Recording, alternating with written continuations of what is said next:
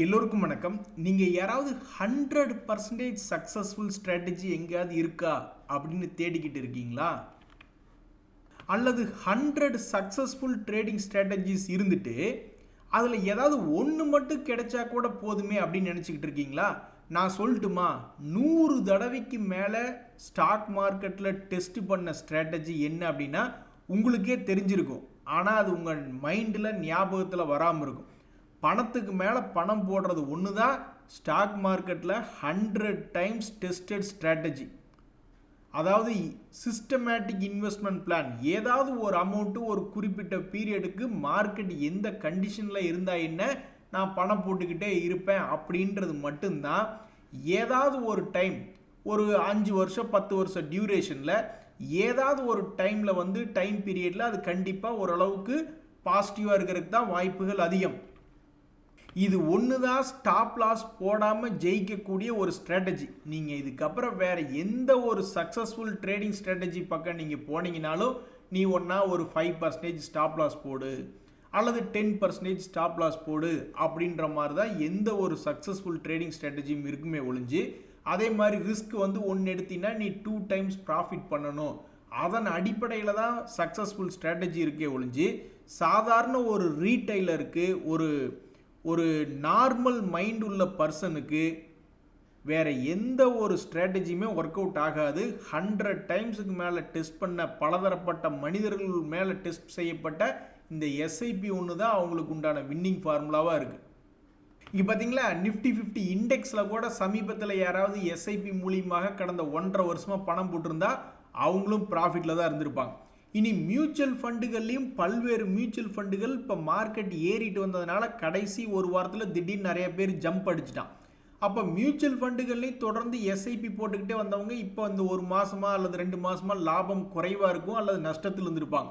இப்போ அவங்களும் இந்த வாரத்தினுடைய கடைசியில் எடுத்து பார்க்கும்போது ஏகப்பட்ட பேர் லாங் டேர்மில் எஸ்ஐபி போட்டவங்க மிகப்பெரிய அளவில் ஓரளவுக்கு மறுபடியும் ப்ராஃபிட்டுக்கே திரும்பி வந்திருப்பாங்க.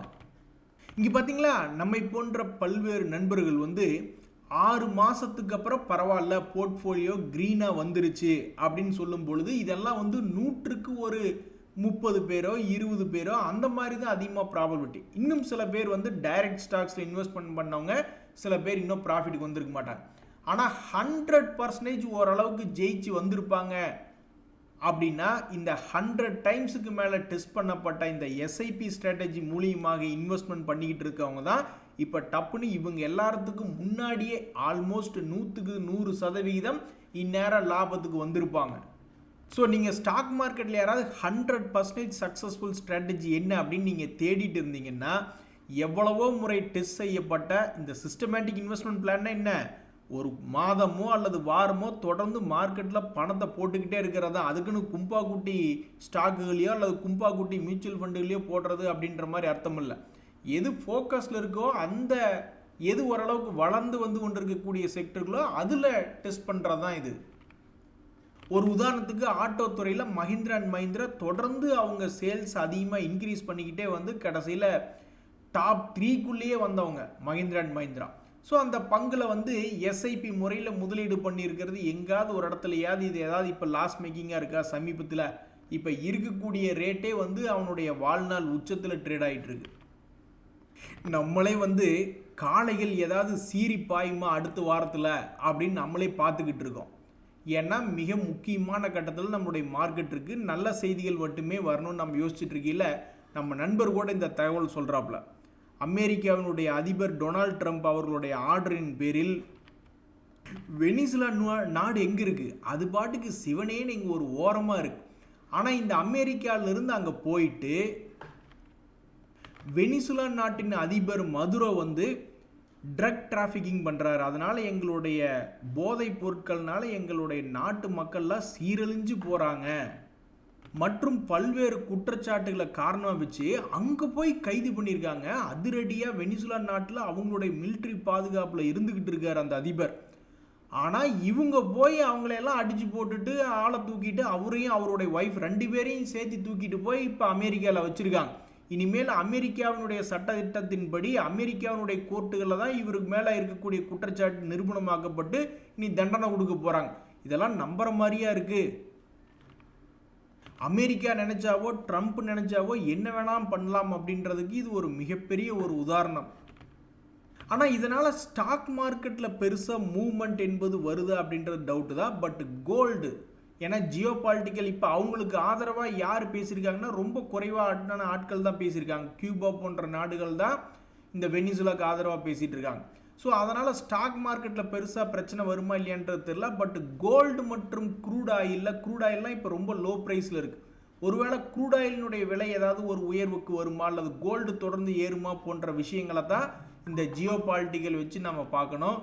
நம்ம எல்லாத்துக்கும் ஒரு சந்தோஷமான அறிவிப்பு ஒன்று கொண்டு வந்திருக்க நண்பர்களே. இந்த மாதத்தில் ஜனவரி மாதத்தில் முதல் முறையாக மொத்தமே 2 நாள் தான், அதில் போன வாரம் வெள்ளிக்கிழமை 289 கோடிக்கு எஃப்ஐஎஸ் வாங்கியிருக்காங்க அப்படின்ற ஒரு தகவல். நண்பர்களே, நம்ம ஒவ்வொருத்தரும் ஒவ்வொரு விஷயங்களை நம்ம கண்டுபிடிக்கிறோம். நான் ஒரு காலத்தில் என்ன யோசிச்சிருந்தேன்னா, எத்தனை விதமான ஷேர்ஸ் பார்த்துருக்கேன்னா, எப்படி இந்த ஷேர்ஸ்லாம் திரும்பி மேல் நோக்கி ஏறுது. இப்போ கோல் இண்டியா அப்படின்ற பங்கு எடுத்து பாருங்கள். அது வந்து ஆல்மோஸ்ட் 475 ரூபாயிலிருந்து 300 ரூபா வரைக்கும் போயிட்டு இப்போ எப்படி மறுபடியும் 427 வர்றான் அப்படின்னா, இது போன்ற பங்குகள் ஏறி வந்த பங்குகளை நான் பெரும்பாலும் மார்க்கெட்டில் செய்திகள் வரலினாலும் ஏறினதில் எத்தனை பேர்த்த பார்த்துருக்கேன் அப்படின்னா, டிவிடெண்டு கொடுக்கக்கூடிய பங்குகளா, லாபம் செய்யக்கூடிய பங்குகளா. ஒரு உதாரணத்துக்கு டாபர் இந்தியா அப்படின்றத பார்க்குறோன்னு வச்சுங்களேன். அதுவுமே சமீபத்தினுடைய லோ 450 ரூபா ரேஞ்சிலேருந்து இப்போ 522 ரூபாய்ன்னு ஏறி வந்துருக்கு. அப்போ இந்த டாபர் இந்தியாவெல்லாம் எடுத்து பார்த்தோம்னு வச்சுங்களேன், இப்போ பர்சனல் கேர் ப்ராடக்ட்ஸில் 3வது இடத்துல இருக்குது.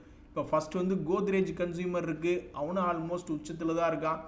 கோல்கேட் பாமொலிவ் ஏன்னா ஒரு காரணம் தெரியல, அது வந்து 52 வீக் லோவில் இருக்குது. ஆனாலும் அது 2வது இடத்துல 1300 கோடி லாபம் செய்யக்கூடிய பங்கு தான் இருந்தாலும் 52 வீக் லோவில் இருக்குது.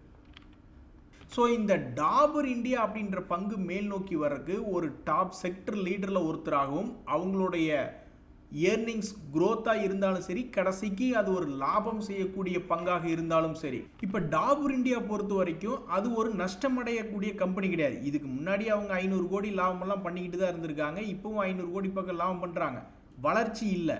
ஆனால் அதே சமயம் இது நஷ்டமடைகிற கம்பெனியும் கிடையாது. அப்படின்னு என்ன அர்த்தம், இறங்குனா ஏறி ஏறுனா இறங்குனி ஏதாவது ஒரு வால்டிலிட்டியாக இருக்கும்.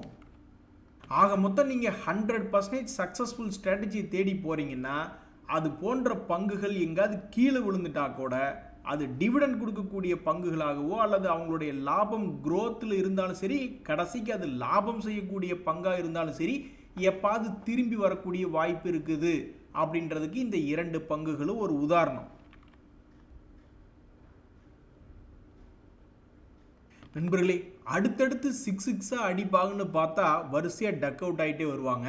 அப்படித்தான் ஃபார்மா ரிலேட்டடான பங்குகள்லாம் கடந்த ஒரு வருஷமாகவே ஒன்றும் விஷயமே இல்லை. இப்போ மறுபடியும் 2026 பிறந்துடுச்சு, நீ என்ன பண்ண போகிறாங்கன்னு தெரில. இந்த இப்கா லேப் அப்படின்ற பங்கெல்லாம் நல்ல வால்டிலிட்டியான பங்கு தான் இருந்தாலும் டோட்டலாக அவங்களுடைய ரேஞ்சையே இந்த ஒரு வருஷத்தில் நிறுத்தி வச்சுருக்காங்க. 3 வருஷத்துக்கு கம்பேர் பண்ணிங்கன்னு வச்சுங்க, 2023 வெறும் 600 ரூபா இருந்தவன் 1700 வரைக்கெல்லாம் ஒரு ரவுண்டு போயிட்டு வந்திருக்கான். ஆனால் 1.5 வருஷமாக எந்த விதமான மூவ்மெண்ட்டும் இல்லாமல் இருக்குது. ஸோ இவங்க எப்போ 6 அடிப்பாங்கன்னு தெரியல. இவங்க மட்டும் இல்லை, சமீபத்தில் கிராஷ் ஆகி விழுந்து கிடக்கக்கூடிய சில பங்குகள் இப்போ பார்க்க போகிறோம்.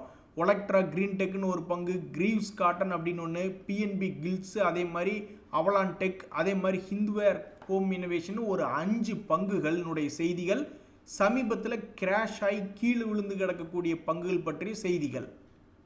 இப்படி கீழே விழுந்து கிடக்கக்கூடிய ஒவ்வொரு பங்குகளுமே ஒரு கட்டத்தில் வந்து ஏதாவது ஒரு செய்தியில் வந்தப்ப மேலே வந்தது தான். இப்போ இந்த ஒலக்ட்ரா கிரீன் டெக் அப்படின்றது வந்து எலக்ட்ரிக் வெஹிக்கிள் தீம் இருந்தப்ப இந்த பங்கு பாட்டுக்கு 200 ரூபாயிலிருந்து 2000 வரைக்கும் வந்த பங்கு தான்.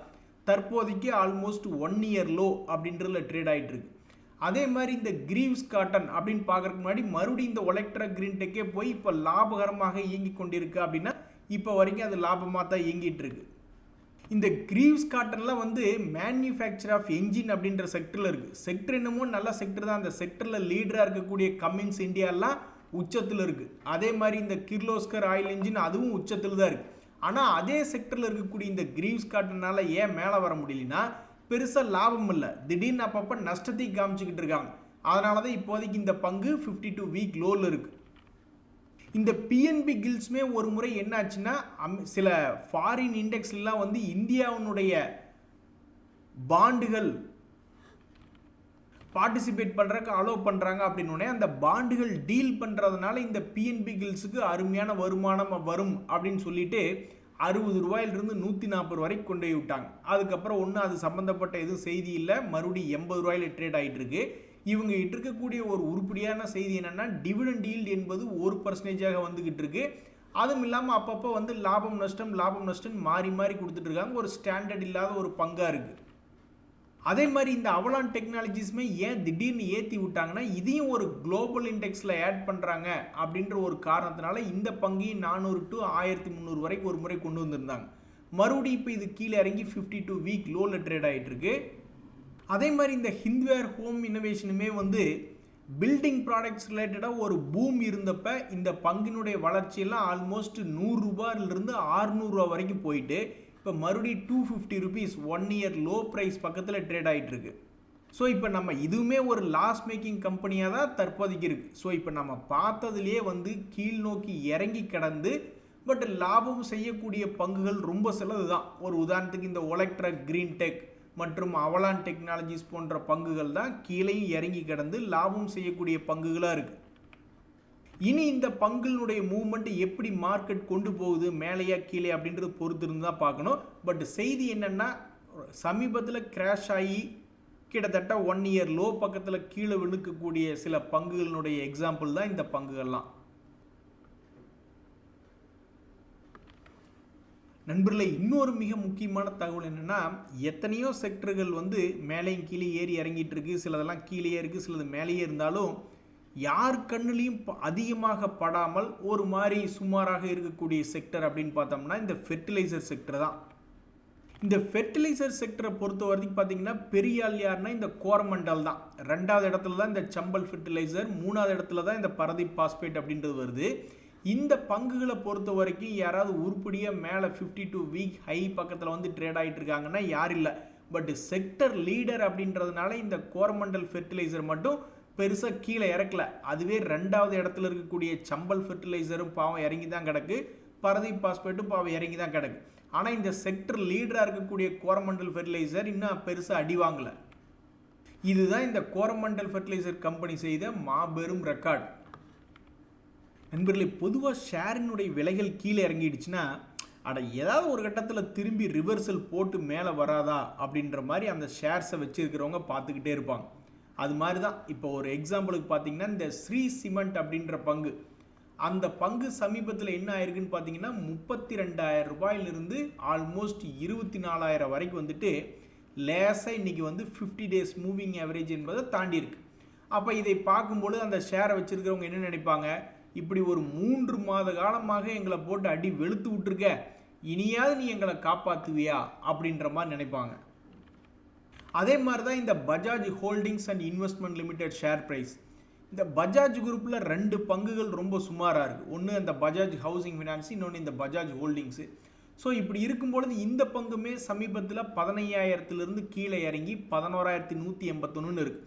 அப்போ இந்த பங்குமே வச்சிருக்கிறவங்க வந்து எப்படி சிறிய அளவில் ஒரு 2 முறை மேல் நோக்கி வர்ற மாதிரி கொஞ்சம் மகிழ்ச்சியை ஏற்படுத்தினாயே, அப்போ இன்னொரு முறை நீ மகிழ்ச்சியை ஏற்படுத்தக்கூடாதா நண்பர்களே? அதாவது 3 தரப்பட்ட நபர்கள் இருப்பாங்க. அவங்க எல்லாத்துக்குமே தான் நம்ம நியூஸ் என்பது கொண்டு வர்றோம். அதாவது விலை வந்து ரொம்ப கீழே இருக்கக்கூடிய பங்குகள், அல்லது ஒரு சைட்வேஸ் பேட்டர்னில் ஒரு சென்டர் பாயிண்டில் இருக்கக்கூடிய சில பங்குகள், அல்லது தற்போது மார்க்கெட் ஃபோக்கஸ் பண்ணக்கூடிய சில பங்குகள், மேலே ஏறிவிட்ட பங்குகள் அப்படின்ற 3 தரப்பட்ட செய்திகளுமே தான் நம்ம கொண்டு வரோம்.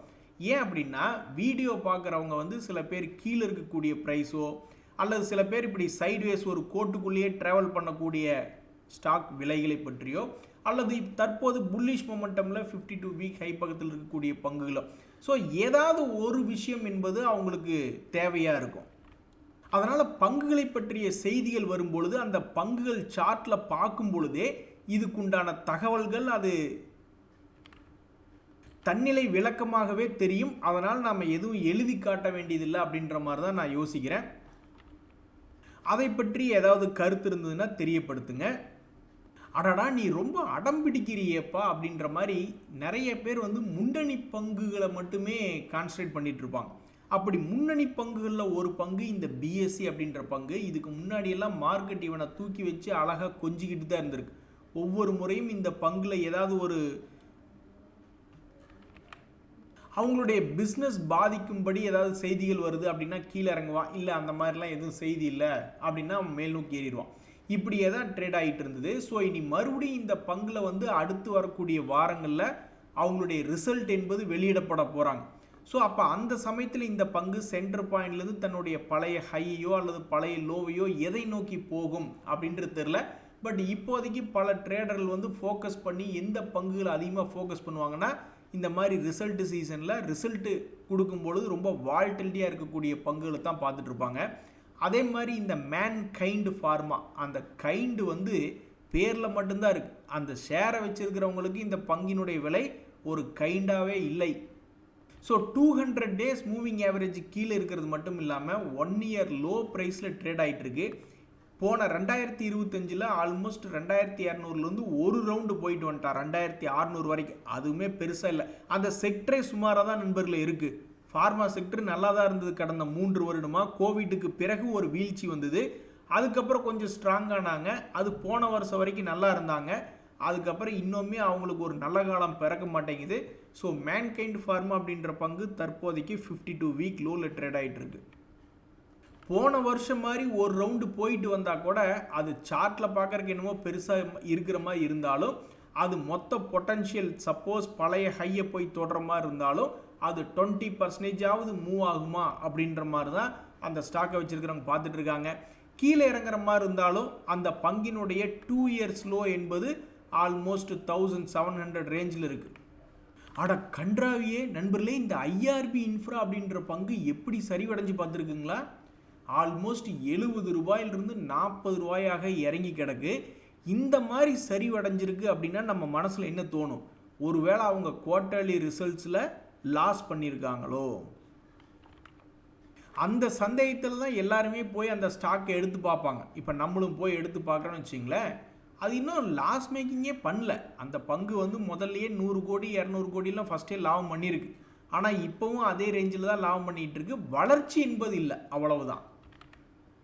ஸோ பெருசாக லாஸ் மேக்கிங் இல்லை. பேலன்ஸ் ஷீட் எடுத்து பார்த்தா அவங்ககிட்ட 19,000 கோடி பணம் இருக்கிறதுல இன்வெஸ்ட்மெண்ட்ஸில் 18,453 கோடி. அதுலேயும் குறிப்பாக நம்ம போய் பார்த்தோம்னு வச்சிங்களேன், அவங்ககிட்ட கையில் கேஷாகவே ஆல்மோஸ்ட் 1936 கோடி கையில் பணமாக வச்சுக்கிட்டு இருக்காங்க. அப்புறம் எதுக்கு இந்த பங்கு வந்து தன்னுடைய உச்சியிலிருந்து 50% கீழே இறங்கி ட்ரேட் ஆகிட்டு இருக்குன்னு தெரில. இந்த 2025 பொறுத்த வரைக்கும் ஒரே ஒரு ரவுண்டு ஒரு 30% லோவிலிருந்து மேல் நோக்கி ஏறினதுக்கப்புறம் ஒன்றுமே மூவ்மெண்ட் இல்லை. அப்போ உங்கள்கிட்ட ஏதாவது பொட்டன்ஷியல் இருக்கா இல்லையா, என்ன தான் உனக்கு பிரச்சனை அப்படின்றது ஒரு புரியாத நிலைமை தான் இந்த ஐஆர்பி இன்ஃப்ரா அப்படின்ற பங்கில். ஸோ இந்த ஐஆர்பி இன்ஃப்ரா வச்சுருக்கிறவங்க பாவம் இப்படி 50% இறங்கிடுச்சே, தன்னுடைய உச்சியிலிருந்து இப்போ 50% கீழே கிடக்குது.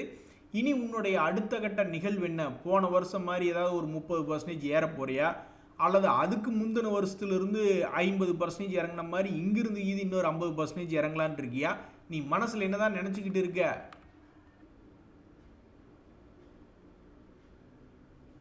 அதே மாதிரி வரக்கூடிய Q3 ரிசல்ட்டில் ரெடியாக இருக்கணும் நண்பர்களே. திடீர்னு ஃப்ளாஷில் ரிசல்ட் வர சமயத்தில் ஏதாவது பங்குகள் மேலே ஏறி கீழே விழுவான், அல்லது பெருசாக கீழே விழுந்துட்டு மேலே வரலாம், என்ன வேணாலும் நடக்கலாம்.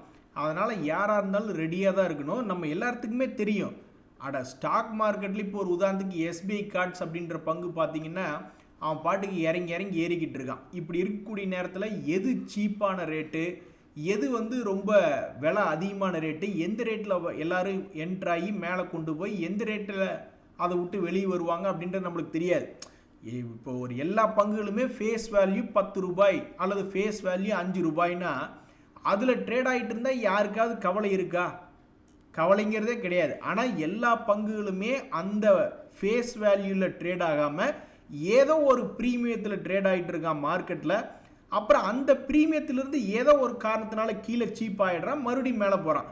ஆனால் இந்த 10 ரூபாய்க்கு 5 ரூபாய்க்கு அந்த ஃபேஸ் வேல்யூக்கு வரக்கூடிய பங்குகளே எதுவுமே இல்லைன்னு கூட சொல்லலாம். ஸோ தற்போதைக்கு Q3 வரும்பொழுது நம்மளுக்கு எப்படி அதிர்ஷ்டம் காத்திருக்கிறது அப்படின்றது அதனுடைய ரிசல்ட்டுகள் வரும்போது பொறுத்திருந்து தான் பார்க்கணும். சரிங்க நண்பர்களே, நீங்கள் 100% சக்ஸஸ்ஃபுல் ஸ்ட்ராட்டஜி தேடி அலைஞ்சிக்கிட்டு இருந்தீங்கன்னா எனக்கு தெரிஞ்சு இந்த எஸ்ஐபி மாதிரி எத்தனையோ டெஸ்ட் கேசஸ் நம்ம சொல்லலாம். இங்கே பாருங்கள், ஒரு நண்பர் வந்து ட்ரெண்ட் அப்படின்ற பங்கு எல்லாத்துக்கும் தெரியும், பெரிய அளவில் சரிவடைந்த பங்கு. இவர் ஒரு மாதத்துக்கு ஒரு பங்கு அப்படின்னு வாங்கிட்டு இருக்கார். அதுக்கப்புறம் என்னாச்சு, அவர் வாங்கின ஆரம்பிச்சிலிருந்து கிட்டத்தட்ட 50% லாஸில் போயிடுச்சு. இருந்தாலும் மாதத்துக்கு ஒரு பங்கு அப்படின்ற முறையில் எஸ்ஐபி முறையில் வாங்கிக்கிட்டே இருந்திருக்கார். அப்படின்னா என்ன, ஸ்டாக் மார்க்கெட்டில் பணத்துக்கு மேலே பணம் போட்டுக்கிட்டே இருந்திருக்கார். அதுக்கப்புறம் பார்த்தோம்னா ரொம்பவும் சரிவடைந்த பிறகு ஒரு மாதத்துக்கு 2 ஸ்டாக்குன்னு அவருடைய ஏவரேஜ் பண்ணுற கெப்பாசிட்டி இன்க்ரீஸ் பண்ணிட்டாப்ல. அப்புறம் இப்போ கடைசியில் பார்த்தா நான் அதை ஒரு 10,000 ரூபாய் லாபத்துக்கு விற்றுட்டேன் அப்படின்ற மாதிரி அவருடைய எக்ஸ்பீரியன்ஸை ஷேர் பண்ணுறாப்புல. நன்றி, வணக்கம்.